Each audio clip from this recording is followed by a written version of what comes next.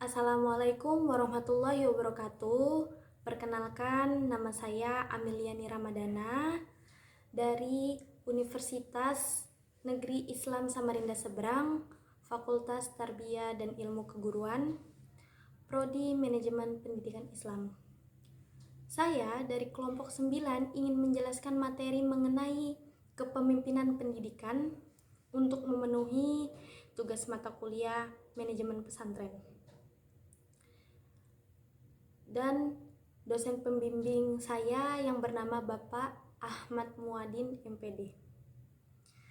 Baik, di sini ada 3 materi mengenai kepemimpinan pendidikan. Yang pertama yang akan saya bahas mengenai teori kepemimpinan. Teori kepemimpinan ini ada 3, teori sifat, teori perilaku, dan situasional kepemimpinan.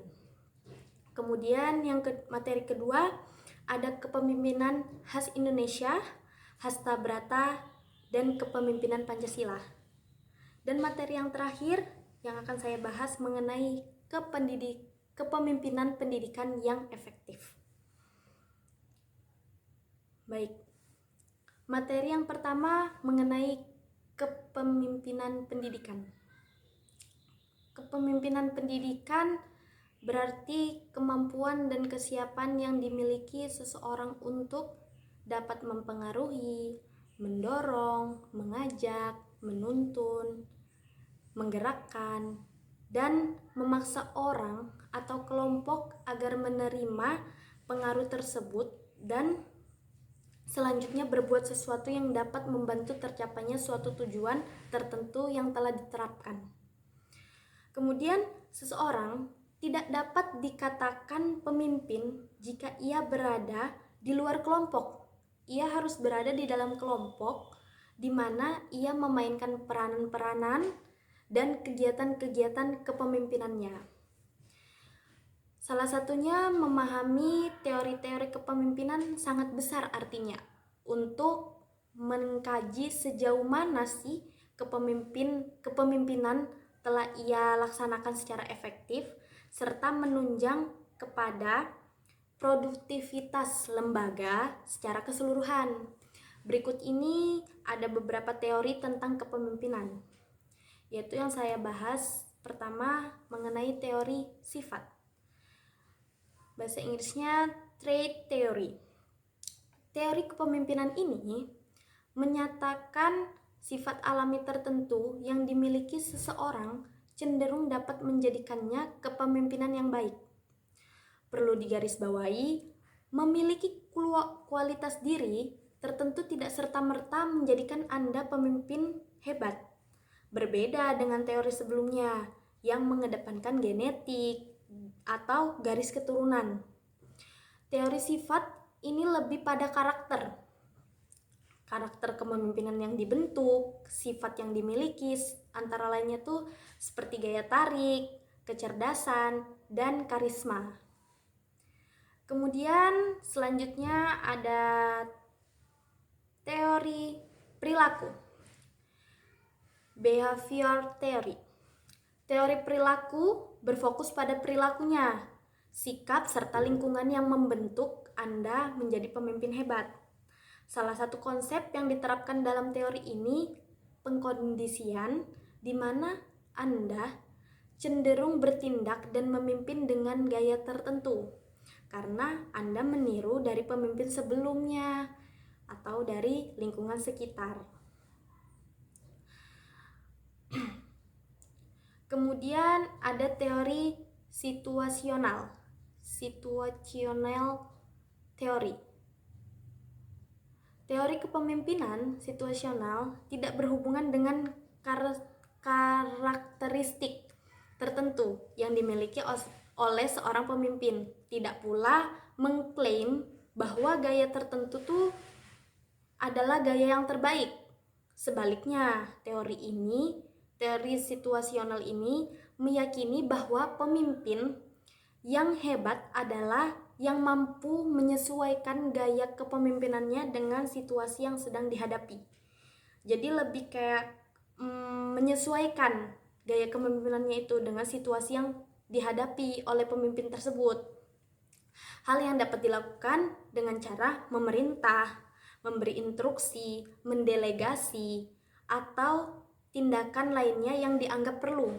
Jadi melakukan tindakan yang dianggap perlu sebagai seorang pemimpin. Teori kepemimpinan situasional ini sangat mengedepankan fleksibilitasnya. Kemudian masuk pada teori yang kedua mengenai kepemimpinan khas Indonesia, Hasta Brata, dan kepemimpinan Pancasila. Kepemimpinan Hasta Brata, konsep kepemimpinannya ini konsep kepemimpinan Jawa.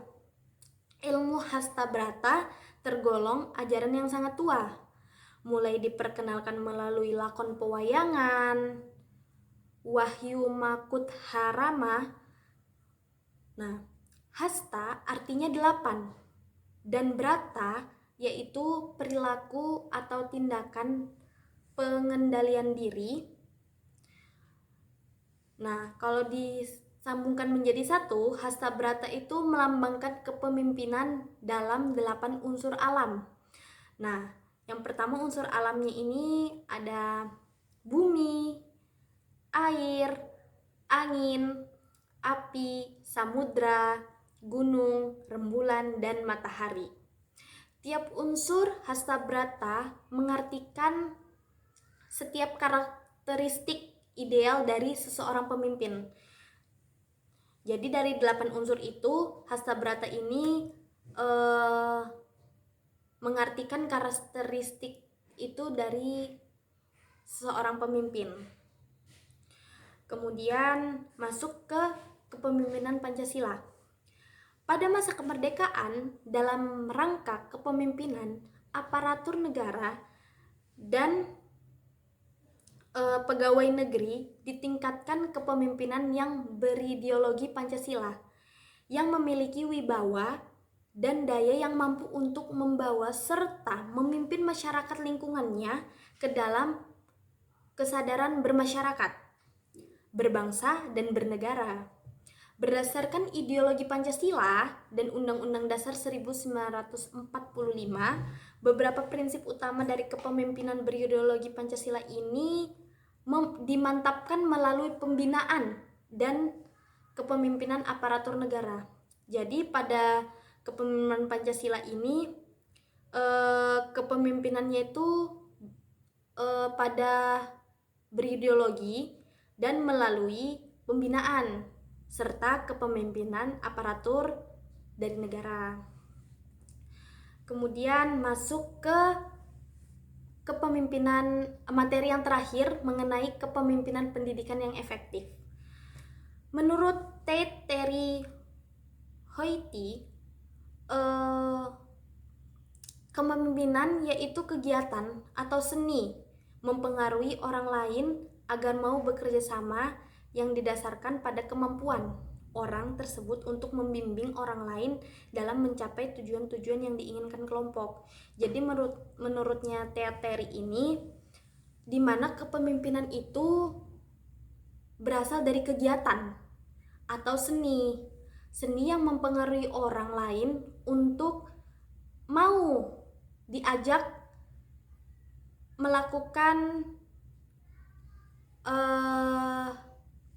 sebuah kepemimpinan, dan di mana orang yang diajak ini harus didasarkan pada kemampuan kepemimpinan yang dia punya.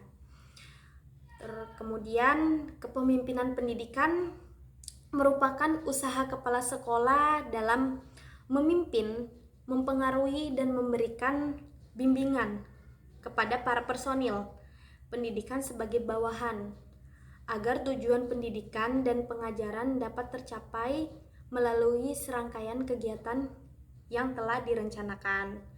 Jadi itu kepemimpinan pendidikan yang efektif itu dimana ketika seorang pemimpin atau dalam bidang pendidikan, dimana pemimpin ini harus bisa membawa bawahannya itu dengan tujuan agar apa yang ingin dicapai itu tercapai dengan sesuai rencana. Terus pengajarannya juga harus dengan pembinaan gitu. Mungkin dari kepala sekolah bisa membina guru-guru di bawahnya agar bisa mendidik atau memberikan pendidikan yang bagus kepada murid-muridnya, mahasiswanya, seperti itu. Terus pendidikan yang efektif itu pasti sudah direncanakan dengan baik, berarti harus sesuai dengan rencana yang sudah ditentukan. Kalaupun nanti hasilnya tidak sesuai dengan rencana yang ditentukan, berarti dicari apa permasalahannya, kenapa tidak sesuai dengan rencana, itu diselesaikan permasalahannya agar bisa sesuai dengan rencana yang sudah ditentukan. Baik, terima kasih sudah menonton video saya. Saya Ameliani Ramadana mengucapkan terima kasih banyak. Maaf kalau banyak kekurangan dan salah-salah kata dalam menjelaskan materi mengenai kepemimpinan pendidikan. Saya Ameliani Ramadana izin undur diri. Assalamualaikum warahmatullahi wabarakatuh.